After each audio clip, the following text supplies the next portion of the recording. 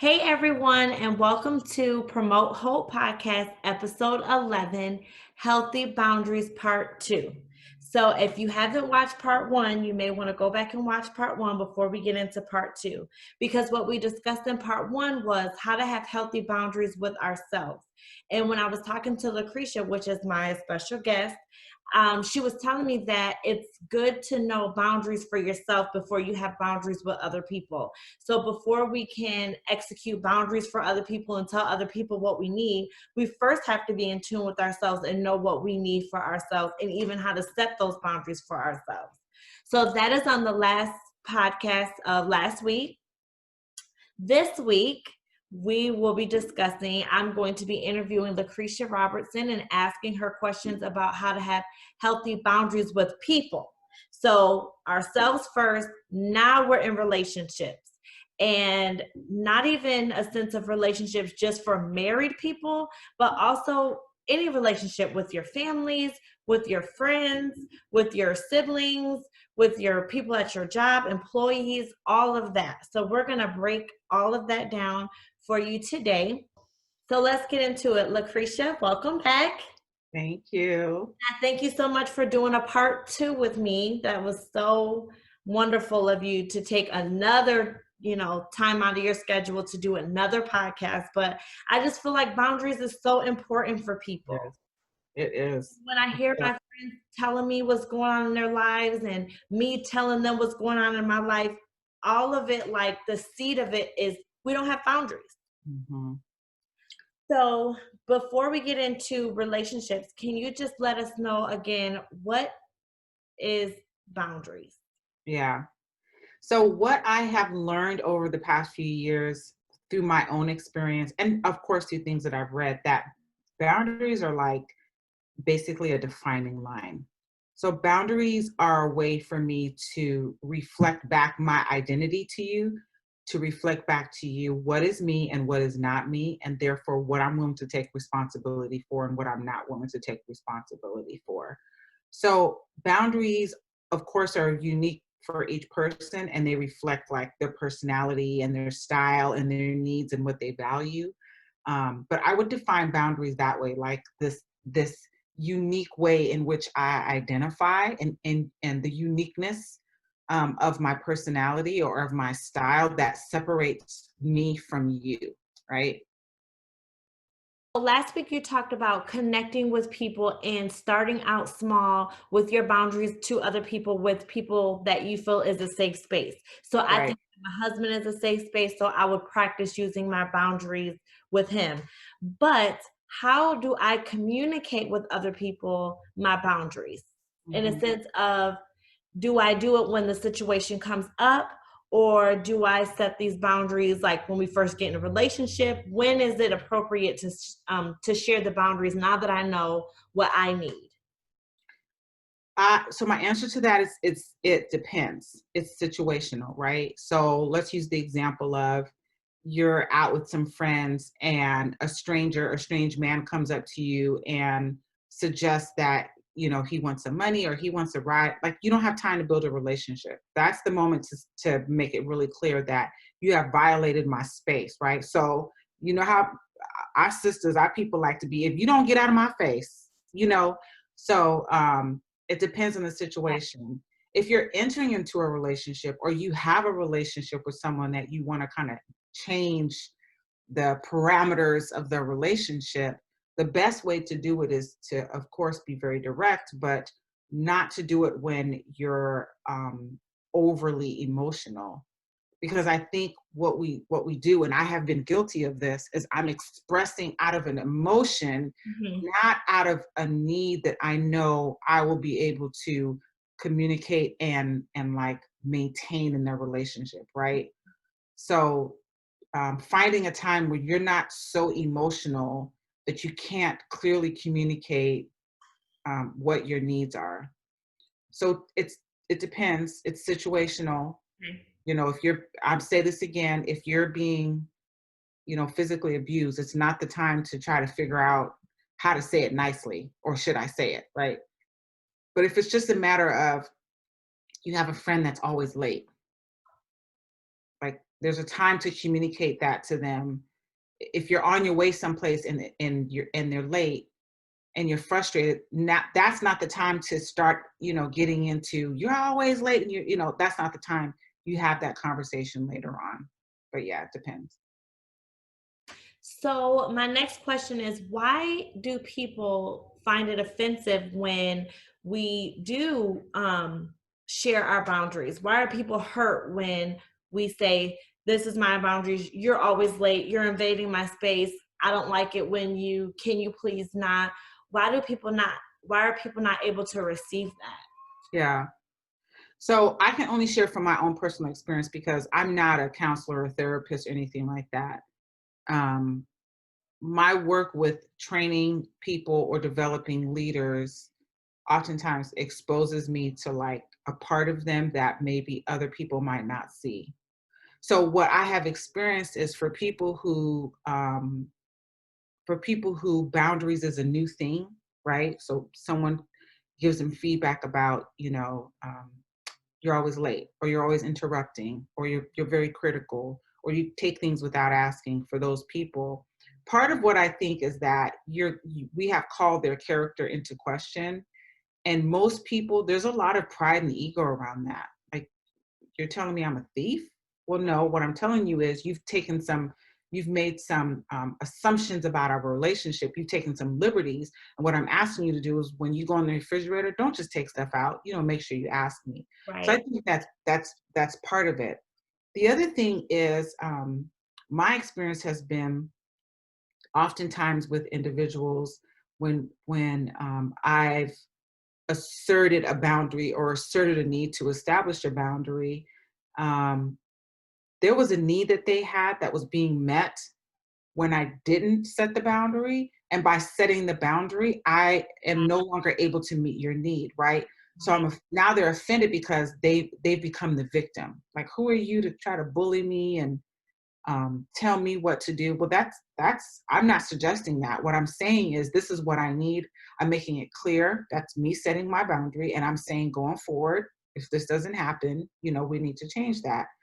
I think the other thing is most adults, if you think about by the time you get to your 30s or 40s, if you've never seen boundaries in practice, it's a new behavior. You're asking me to do something new. It's like when I go to the gym, when I used to go to the gym, and it was like, the trainer or the instructor was like, I need you to do this particular move. I was resistant. I'm like, no, my body cannot bend like that. I can't do that. I quit.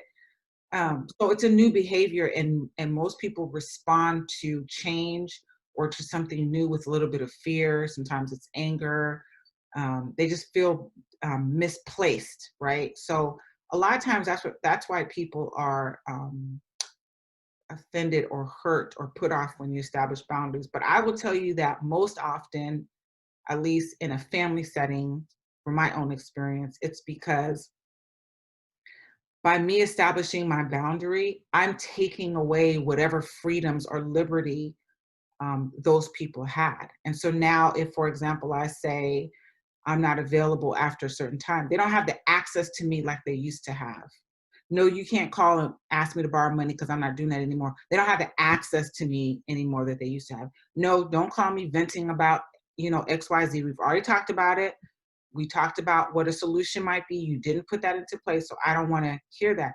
And so they're offended or they're hurt or they feel rejected because they don't have the access that they used to have. And, sometimes when we change, when we evolve, when we mature, develop into different people, people are flustered by that. Like, how do I fit into Ivory's life now that she's establishing these boundaries? So that's been my experience. Well, why do you feel, why do you believe that it's so important to even have healthy boundaries in the first place in relationships? Oh my goodness. Here's the deal about boundaries. Boundaries are a way for me to develop my independence, right? We forget that the importance of that when we think about children growing up. So like when with our little kids, we want them to be independent, but not so much, right? We teach them things like tying their shoes and put that away and fold that up, and here you can clean. We teach them independence, but then as they get older and it looks like they really are going to become independent, that's when it's like, okay, this is not working for me because I need you to do exactly what I say to do.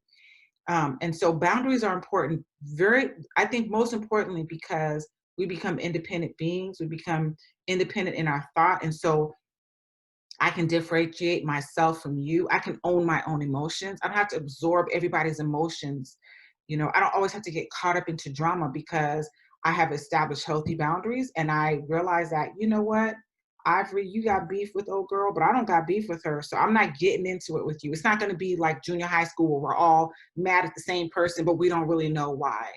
But boundaries are important too because it helps to maintain our mental health, right?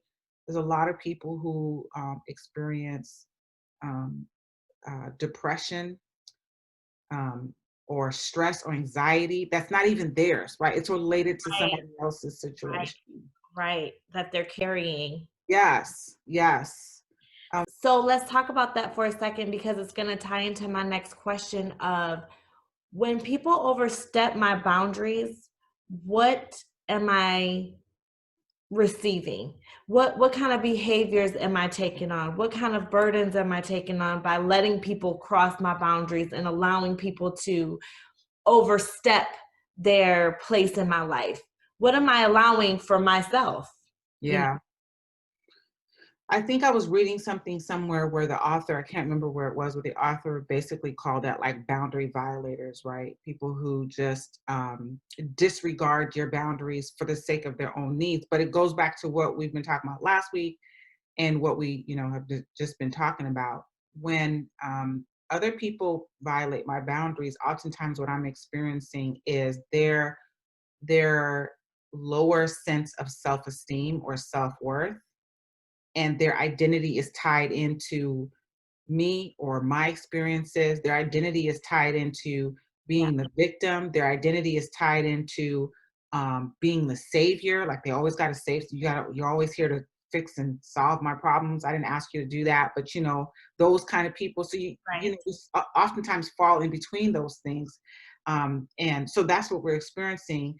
Um, what we're also experiencing, I think, is someone who's a bit unsure about where they end and where you or where I begin. Okay. And so they're always just kind of navigating and exploring that, right? So how much of this is me and how much of this is you? But remember, boundaries is about me saying, I'm drawing the line to say, I'm only going to be responsible for myself. You can be responsible for you or not, but I'm going to be responsible, only for myself. And then when they don't receive that, like you always tell me, I don't have to wear that. I Yeah. don't have to, when they were, if they don't receive that or they don't like my boundaries or they don't want to, abide by what I'm trying to do in my life, then that needs to be okay. Like I shouldn't like compromise or say, okay, go ahead. Just, it's okay, but being stern, like you said last week, showing up and following through when I say this is what, and I think we have a problem with doing that because if I can speak for myself, I love people. I love making people happy. I love serving people. I love making people, feel welcome and all that and all of that. And so with me loving that and being a servant, I was willing to just allow anything to take place just because I love people and I wanted people in my life. And then we measure our success based off of what people think. And we measure our life based off of what people tell us in the feedback. Instead of just being our own biggest supporters, we look to people to do that. So I feel like a lot of us are willing to compromise boundaries because we want people in our life so bad. Yeah. Yeah. But we just talked about that, right? So oftentimes people who are boundary violators are people who have a need that they want met, and by you setting a boundary, they feel rejected, or they feel like, okay, my need is not going to be met. I really need to be loved. I need to be cared for. I need to be accepted. And when you tell me that I can't just come over whenever I want to, it just feels kind of like you're saying you don't care.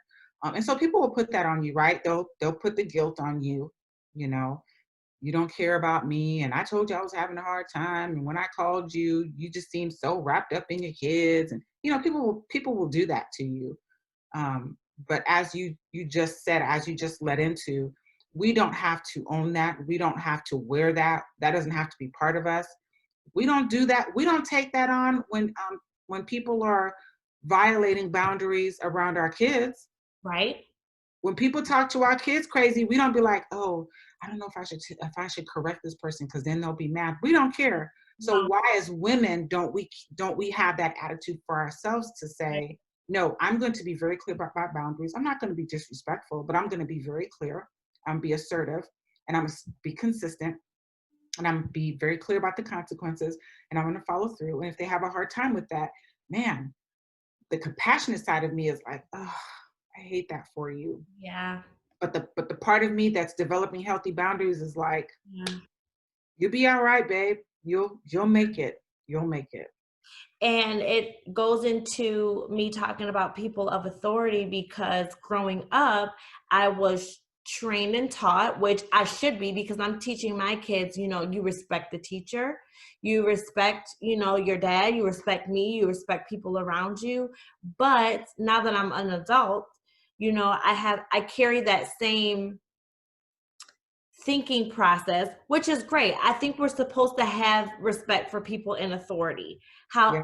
However, when people in authority are doing things to us wrong or overstepping our boundaries or manipulating or using or mistreating or abusing or taking advantage of, I feel like we should have that conversation too, where I'm standing up for myself and I'm Mm-hmm. not going to allow you just to treat me any type of way. I Mm-hmm. know people that will stay in their jobs because they want to work, but allow everybody to mistreat them every single day. But they Mm-hmm. have to have that job security, and they're not willing to say, hey, I would appreciate it if you can talk to me like this or whatever the case may be. But Mm-hmm. we struggle with people in authority and above us, and I feel like we should be able to say what we need to say with them respectfully. I'm not saying go in there and tear up the workplace or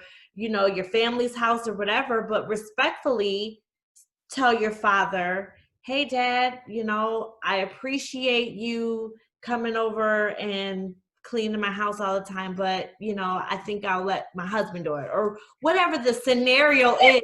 You said I'm gonna let my husband do it. But Okay, whatever the I'm scenario gonna go with that one. Yeah. You know how people just cross. Can we talk to? And that's just a little small thing out of all Yeah. the major things that people really are dealing with. But how can we stand up to authority and say, hey, you're crossing my boundaries? Authority like a boss or, people that we look up to, and they cross your boundary and you don't like it, but you just stay quiet because, you're afraid. Yeah. I think for each person that requires some exploration. The first part is to really ask yourself, when we say we are concerned about being disrespectful, what do we really mean by that? Because it's different for each culture, it's different for each generation, it's different for whatever regions you're from. Like if we think about people in the South, they say yes, ma'am, and yes, sir. I was not brought up like that. So me not saying it to someone doesn't mean that I'm disrespecting them. It just means that the way I was taught, respect looked differently. It wasn't a yes, ma'am, yes, sir. You know what I'm saying? It was in the tone. And so we have this new generation. I tell you, with my teenage girls, I have to learn to like evaluate, what do I really mean by respect.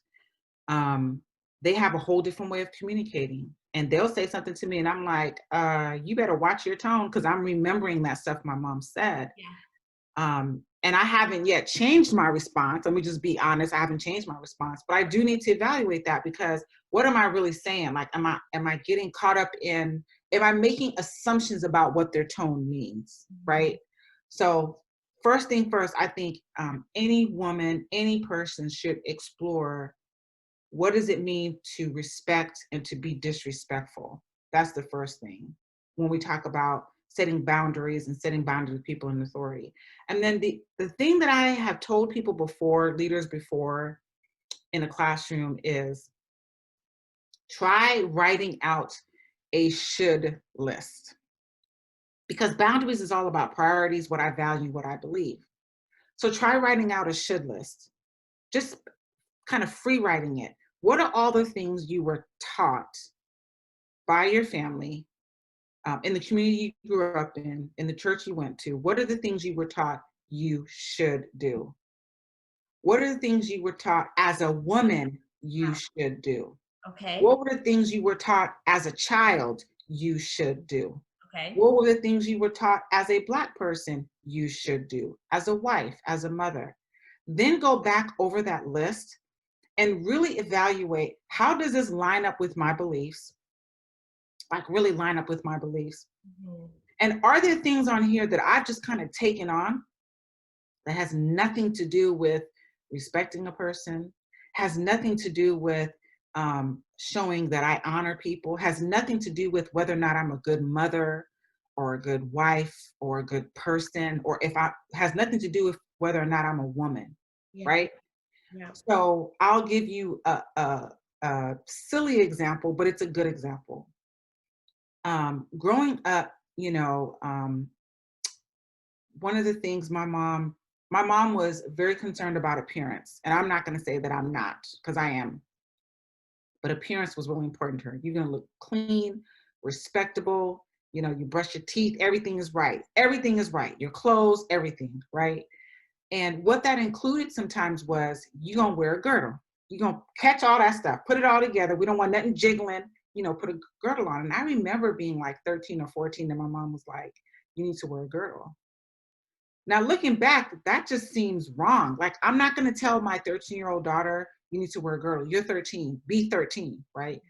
But Right. at 13 and 14 years old, that was her idea, right? So as a woman, you need to look a certain way and your shape needs to be a certain way. So you need to wear a girdle. And I'm going to tell you what, into my young adulthood, it was like I would wear a girdle. It was so uncomfortable. You're itching and you're sweating and you can barely breathe. But I would wear a girdle because that was my should. Women should wear girdles. I think once I got really a hold of this boundaries and I started doing my shoulds, it was like, really? Like, do I have to wear a girdle? It's silly. That's a silly example. But it's this idea of, I do think that people need to make a should list, Yeah. start lining out the things that Wow. we kind of held on to, and it has no value.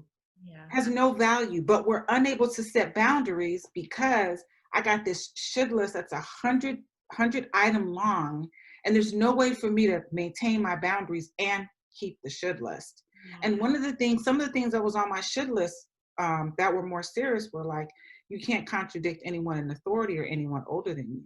Like, don't question them, don't contradict them. Well, Right. what if they're wrong? Yeah. What if that doesn't mean I'm disrespecting you? It means that I'm calling out that you're wrong. Yeah. But I've been in spaces with leaders that if you contradicted them, you was done. They Yeah. don't question me, Mm-hmm. don't contradict me, don't ask me questions in front of people. You're done. It wasn't disrespect. It was, I need more information, or what you're saying doesn't make sense. I just need more Um, information. Yeah. So to me, the question around how do you show respect to people who are in authority but still maintain your boundaries is, I say, first kind of get clear on what respect looks like to you or what it might look like to them. But then also, um, not to let that be like a determiner. Like, that's not the reason why you're establishing boundaries. I would say the opposite. If you're consistent with setting boundaries and they're clear, people will respect you. People will respect you. And your setting boundaries is a way of showing respect to the other person, right? Yeah. And yes, and with the next question talking about, should I stay in a relationship with someone who doesn't respect my boundaries? Should I stay in a relationship with a friend who is just not having it? I'm coming late. I've talked to you about this late. scenario and you still continue to show up late, is it something that can be worked on, or should we just, I mean, not necessarily cut people off, but with the Sure. people in authority that are like, nope, I'm not listening, I'm not trying to hear what you're trying to do, forget your boundaries. Should we decide to cut those people to the back, a little bit taken aback to them, or should we keep working with them and trying to get them to see that boundaries is really healthy? I think again it's situational. So I confess to being um, I confess to being a woman who has in the past subscribed to the cancel culture, like quick to be like, well, I'm done. We're finished. I don't need that. I handle those situations very poorly. I could have done differently. So I would say situationally, you have to decide, is it worth cutting somebody off? Now, I can't say that just because someone is always late, you shouldn't end the relationship, because it really depends on how much of that they're disregarding. Like if I keep telling you, you show up late all the time, and we can't keep doing this. Like I've talked to you about being late and the consequences. And if you show up late, I'm going by myself. You're just going to have to catch another ride. Or if you show up late, I'm not going to let you in, or whatever the situation might be. And you've had those conversations, and they're either directly or indirectly disregarding those conversations, or they're blowing it off, or like, girl, you being a child, who you trying to tell? You ain't gonna tell me that. Sometimes that escalates to where it's like, okay, Yeah. this is actually revealing more about you in our relationship, so Right. maybe we do need to cut this off. But if their thing is, girl, I'm sorry, I know you tell me that all the time, I'm really really trying, that's different, Right. right? I acknowledge that, and I'm working on it. That's why I called you before, to tell you that I was going to be about 10 minutes late. And 10 minutes late, not 10 minutes late in my people's time.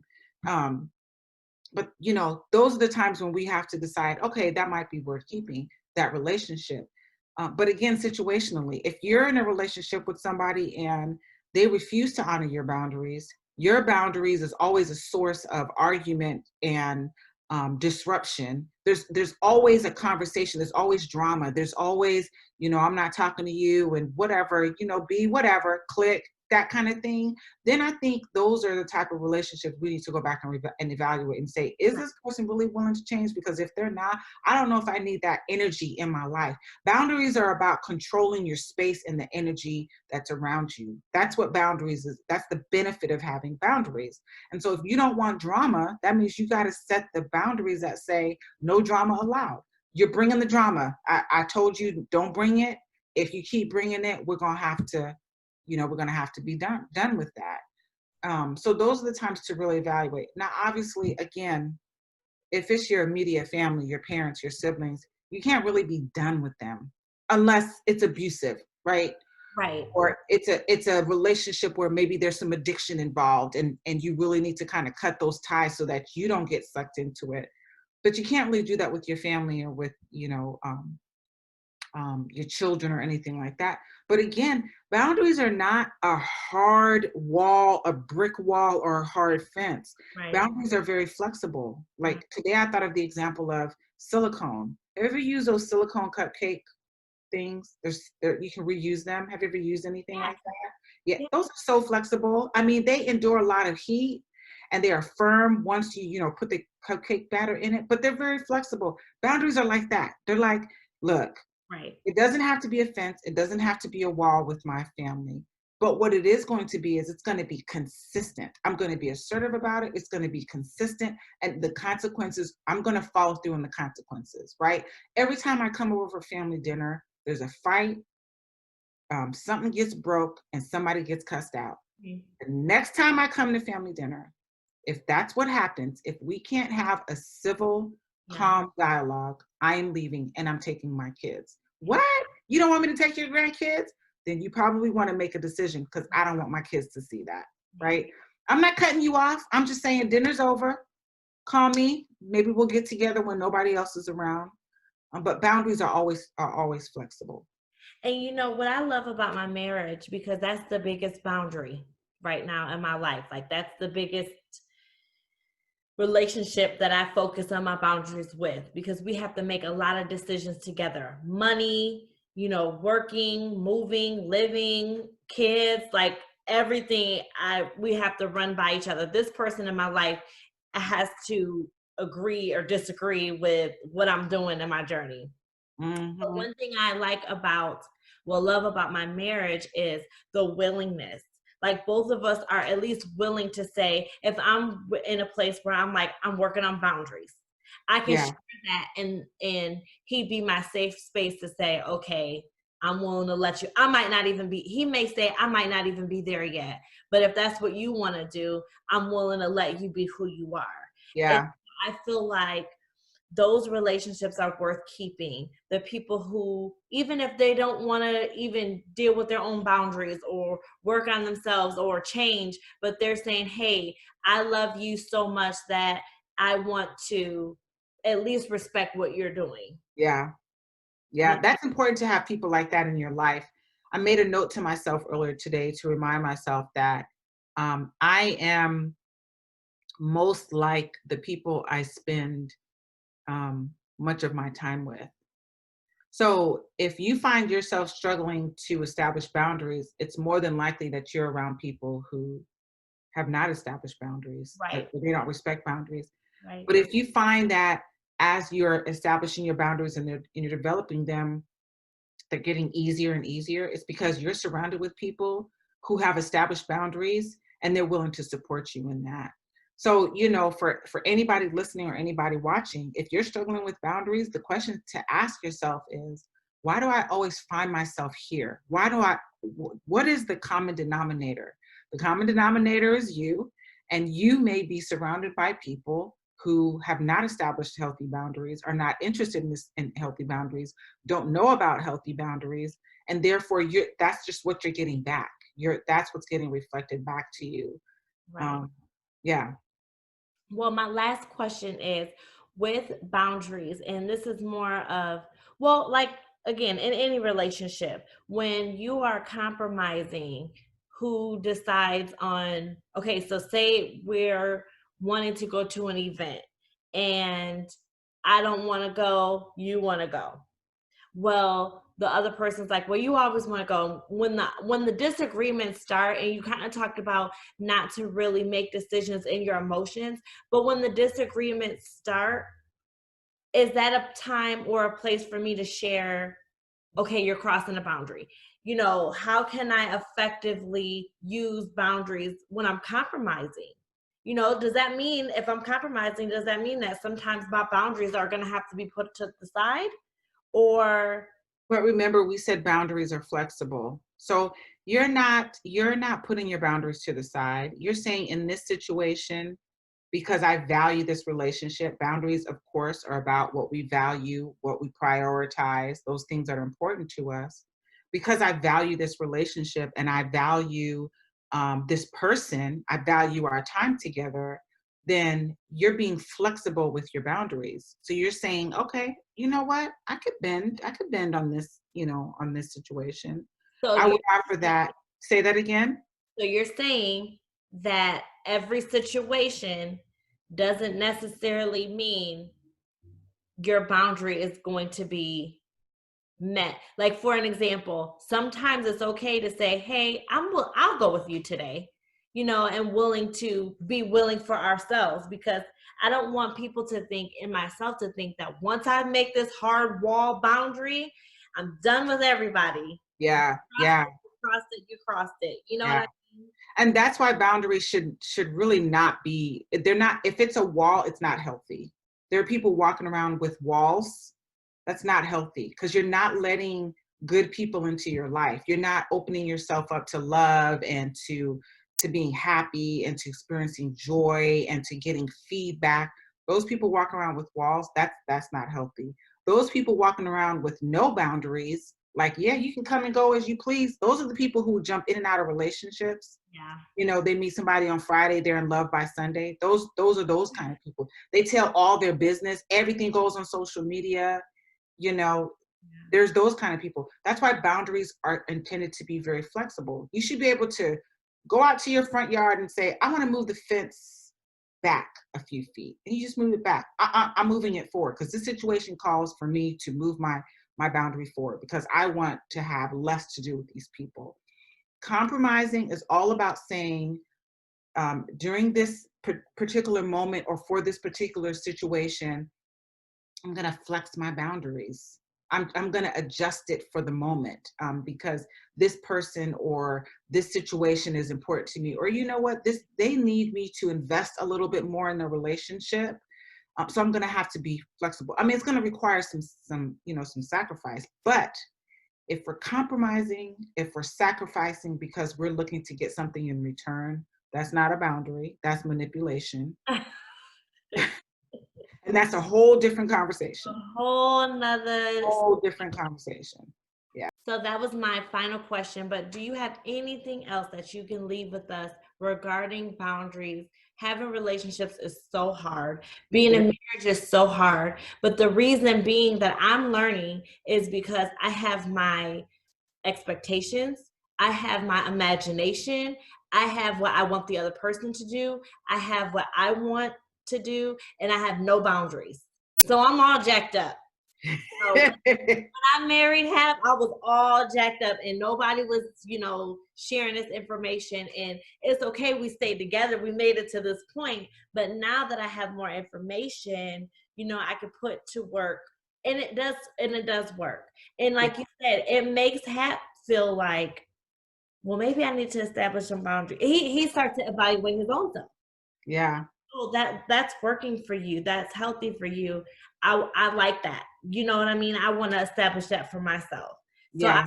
I've been able to see that it could be such a positive thing, having A boundaries. positive thing. It's a very positive thing.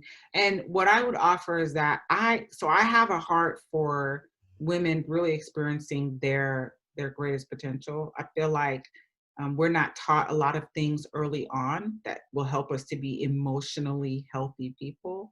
And so we become adults who just have all this baggage and this burden, and we're angry and we're frustrated and we're burnt out, and we have high blood pressure and we're just anxious and we're stressed and just we're always wanting to fight, or we're always crying. Our feelings are always hurt. And it's because I believe that early on, we are not taught something as simple as boundaries, establishing healthy boundaries. All of us have boundaries, but they may not all be healthy, right? So it's not that we have no boundaries, it's that we have poor boundaries, poor boundary definition. Or our boundaries are walls, or our boundaries are not consistent. That's like going out on your property around your house and setting a fence, but the fence is just zigzaggy.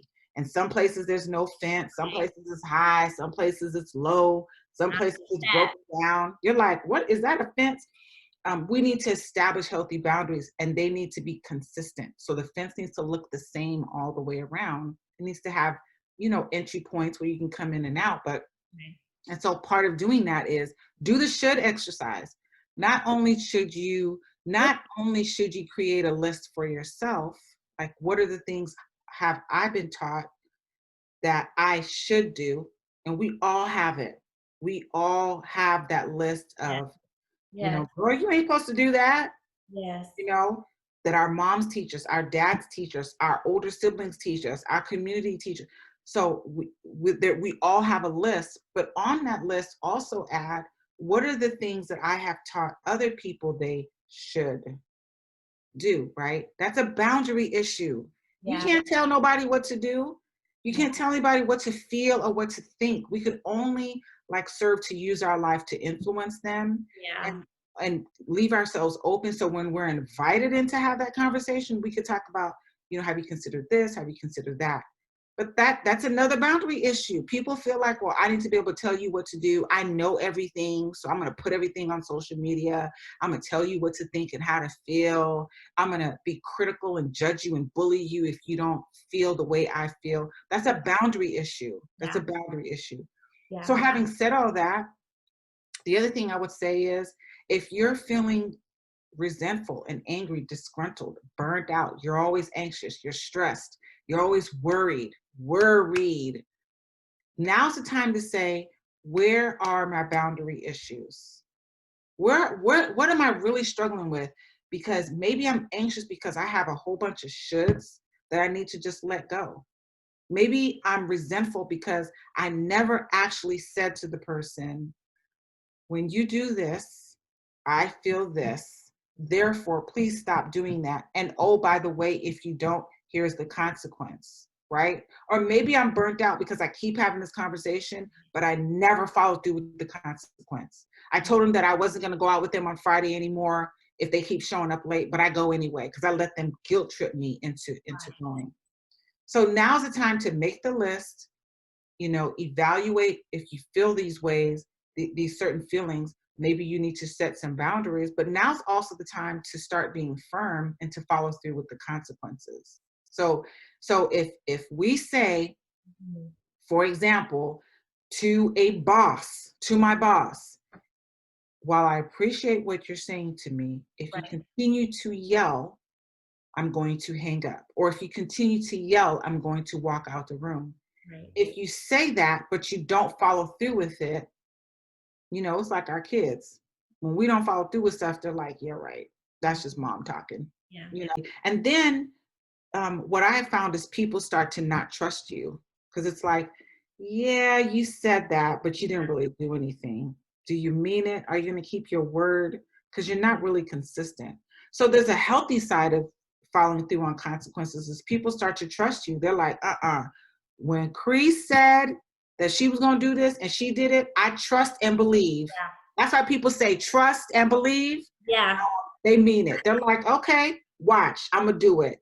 We need to have that attitude. Watch, okay? I believe that everything, we can always see the glass half empty, but I do believe that everything happens for a reason. COVID and Black Lives Matter, how negative and how much of an issue and how much is taken over right now, I get that.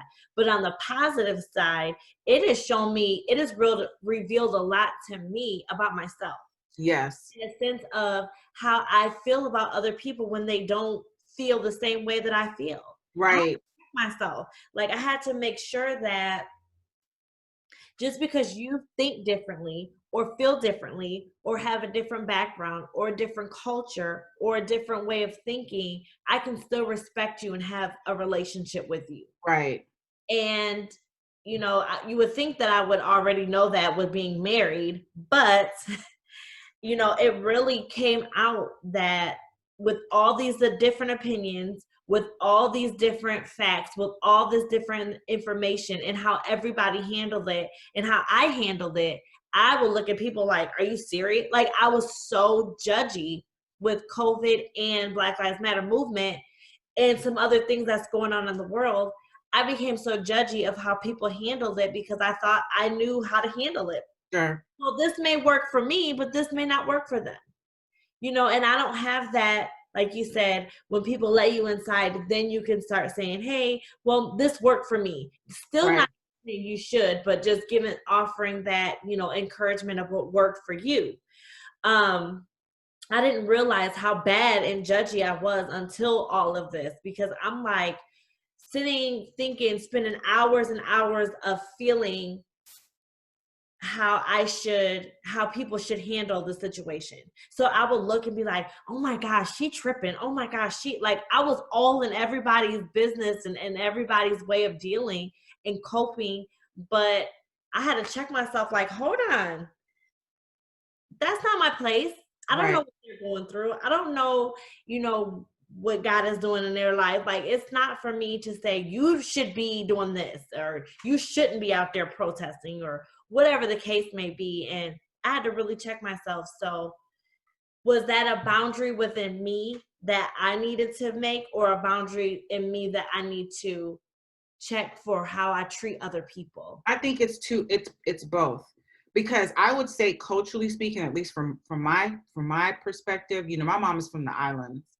And so culturally speaking, women there were very much in charge. So they felt it was their right to be critical and I'm going to tell you what to do. And I don't care if you're the man or the child, I'm in charge. And so I grew up like that. I grew up where I'm going to have a critical comment about everything because, you didn't ask me, but just so you know, I have an idea. And so what I learned as part of establishing boundaries for my own peace of mind, like originally I established boundaries because I worked on establishing boundaries because I was tired of my feelings being hurt. Yeah. So it worked for that, right? It worked to kind of set some parameters, but it also worked the other way because it became a mirror so that I could see, okay, if I take responsibility, if boundaries is about taking responsibility for what's my own, I have to take responsibility for, okay, but that's their point of view. You don't have no right, no business to be in here being critical. Yeah. The same way you want people to respect your ideas, you need to respect theirs. Yeah. So establishing boundaries, it has a way of reflecting back on you, right? That's what I was kind of saying earlier, was that it reflects very much our identity. And if my identity is one that, I'm very welcoming to other people's perspectives and their ideas, I don't have to cut you off. I don't have to post things on Facebook to basically like low key cuss you out and tell you off on Facebook, but not really tell you off, kind of thing. Right. You have your perspective, you have your ideas, and I have my ideas, That is, and and it is what it is, yeah. and we respect that about one another. Right. The boundary violation comes in when I express my point of view and someone doesn't like it, and now they're ready to cuss me out and condemn me because I have a different point of view. Well, now you've crossed the line. Now you've crossed the line because you are now taking on, trying to take on shaping my identity, and that's not your role to do. You're calling my character into question, and that's not your responsibility. Yeah. Right. Right.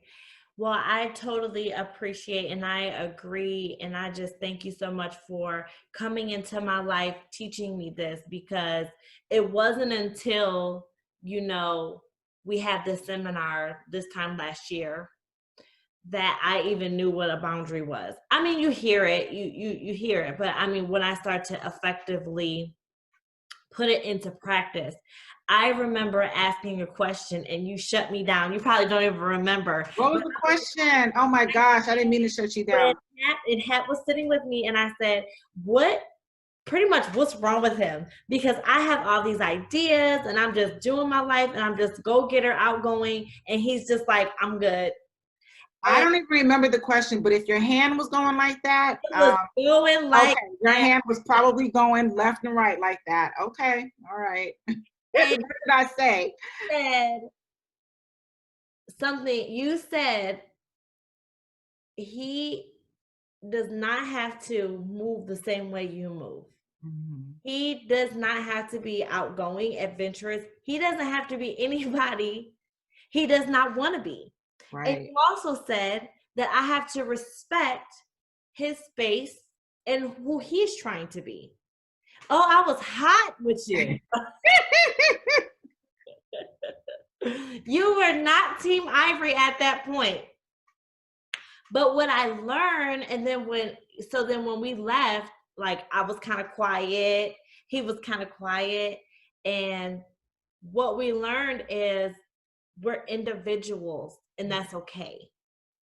It helped me to relax, lay off of him. You know what I mean? It helped me Yeah, to just start to just appreciate where he's at, what he's doing. You said if he's not at the same level as you in this area, that needs to be okay. yeah, So that's when I was like opening up my mind to things like that. Cause I was so high strung, like, oh my gosh, Hap doesn't want to do this and he doesn't want to go here and he wants to leave early. Like everything I would like pinpoint and make an issue because I didn't know what boundaries were. yeah, And I didn't yeah. look at him as his own person. I looked at him like he's supposed to be my. Well, sure, right? Because we're taught the two become one, and now so we're one, and the one who's calling the shots is me. And so I'm basically telling you, no, Woo! I leave, and we need to do everything together. We're not marriage counseling. I was not taught that your skin, your body, your mind, your feelings, your spirit, that is your boundary. Yeah. I was not taught that. I was taught, you Give it know, all. you give it all and you fall in line and you submit. Hey, I'm not saying that submission is a bad thing, but submission in itself is a personal, independent, individual choice. Once again, exercise because I have established boundaries. Mm. So it's not something you're taught. You're not taught to, to basically say, you know what, I can appreciate your point of view, honey. This is what I'm gonna do. I'm gonna drive myself because I don't want you to even be worried about it. I'm gonna drive myself. I'll take the kids. You just make sure you bring something for them to eat and meet me there. And then when we're done, if you want to keep them there, that's cool. And then I'll come home. But like, let's work on an agreement that says, I'm not so enmeshed. I'm not so enmeshed with you that people can't tell the difference between Ivory and Hap. Yeah. That's when you have situations where it's like people ask your husband stuff that they should be asking you. Right. And me and my husband had to get better with that. That's a Like, boundary. y'all gonna come over. Me and my husband had to get better with, let me get back to you because I need to talk to my spouse. I'm not gonna make no decision just because you don't want to talk to him or you don't want to talk to her. Yeah. I'm gonna go talk to my spouse and then I'll come back to you. Right. Girl, the first few times I did that with people, they were like, you have to go talk to your husband? Well, sure, because I respect him. Yeah. And I'm not just going to assume his time and say, well, sure, we'll be there. He ain't got nothing to do. That was Even if he didn't have nothing to do, that was he might want to actually do nothing, Ivory. yes, I know. And I would volunteer him. I would be like, oh, Hap will do that. He's great with that. Because I saw his greatness and I didn't mean any harm. I just wanted to, I just love my husband. I just want to see him do great things. I want the best for him. But what I think is the best for him when we talk is not even what he thinks is. I'm still having that conversation with my husband to this day. I'm like, you should do XYZ. And he's like, you can do that, but I'm not doing that. Yeah. Yeah. And it works because I'm less frustrated. I'm not going to say I don't even care, but I like him being himself. I want him to come home and feel like, oh, I'm happy to be at my house. Like, I don't want him to dread, even though sometimes he sits in the driveway for like 2 minutes. I'm like, okay, first of all, sometimes I'll even go outside and put my hand on my hip like, oh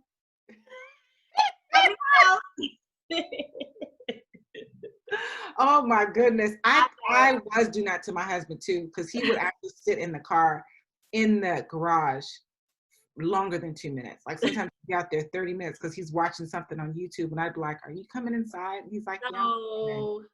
He's like, yeah, I'm gonna come in. But I mean, he does it to me too. If I come home and I'm on the phone, I'm in the car, he's like, you mean to tell me you couldn't have this conversation before you pulled up to the house? Now you're home. Instead of coming in to saying hi to everybody, you want to be on your phone? And I'm like, give me a minute. Just give me a minute. Just give me a minute. So now I can give him his minute. Every now and then I might slip trying to cross the boundary every now and then. But I'm less frustrated. He can be who he wants to be. I can be who I want to be. I wouldn't want somebody to stop me from being who I'm called to be or feel like my purpose. And I don't want to do that with him. So and that's all relationships. I don't want to stop someone from feeling like, going forth or doing what God asked them to do. And I'm just telling them what they shouldn't do, and I'm going to make my should list. I am going to make my should list. So before we close, can you just let everybody know again how they can contact you if they have anything that they want to share or questions that they may want to ask you aside from this podcast? So my area really right now is on developing leaders and developing women very specifically to be the influential leaders that they can be and they have the potential to be, whether in the workplace, at home. We can be leaders in our home or as entrepreneurs or in the community, whatever that might be. So I am on Instagram at the Lucretia Robertson. And from there, you can see where else I'm also at, because I'm on Facebook, Black Girl Working. And eventually my website will be up, lucretiarobertson.com. So at some future time when you have blown up and you have 500,000 followers and they're looking through the videos and they find me and find my link, I will be like, it's because I was on Promote Hope with Ivory Johnson. Promote hope. Yes, we want to have hope and we want to be healthy and we want to be happy and we want to laugh. have a good life and have a good time and enjoy life and not be, when you were describing that anxious, worried, stressed person, I don't want to be her. I don't want to be her either. I want to go to bed when I want to go to bed, and I want to clean up when I want to clean up. Yeah. Well, do so. Who Amen. is telling you that you can't? That's the should list. Amen. That is that's the should list that says you should not go to bed with dishes in the sink. I will go to bed with dishes in the sink because dishes will be there in the morning. Yeah. Amen. They'll be there. And if they're not, thank you, Jesus. Somebody was kind enough to wash them while I was asleep. But I ain't finna lose no sleep over no dishes. Amen. Mm. Amen. We got to get to that point. I feel I get it. to that point. Well, thank you so much again for Well, taking the time to serve and taking the time to teach us. I really appreciate that. The Lucretia Robertson on Facebook. We appreciate you all for listening. Let us know if you have any comments or feedback. And until next week, you all have a blessed week. all right. Bye. Bye.